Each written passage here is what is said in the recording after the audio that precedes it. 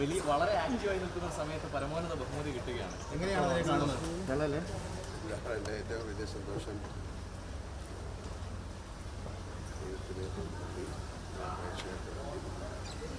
മാതാപിതാക്കൾക്ക് രാജ്യത്തിന് കാഴ്ചവെക്കുന്നത് അല്ലേ?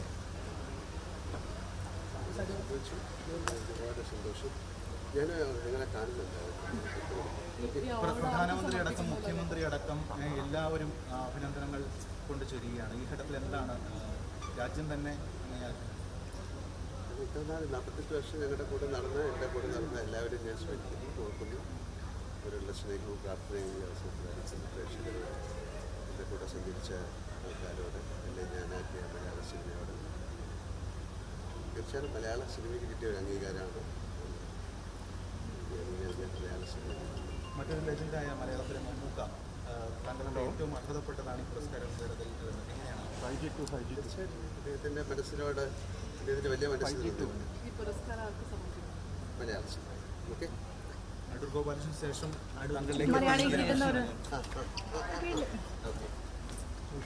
അങ്ങനെ നല്ല കാര്യങ്ങൾ സംഭവിക്കട്ടെ. മലയാള സിനിമയ്ക്ക് ഒരുപാട് നേട്ടങ്ങൾ ഇനി ഉണ്ടാകട്ടെ. ഇനി വരുന്ന പുതിയ തലമുറയ്ക്കൊക്കെ ഒരുപാട് ഇൻസ്പിറേഷനാണ്.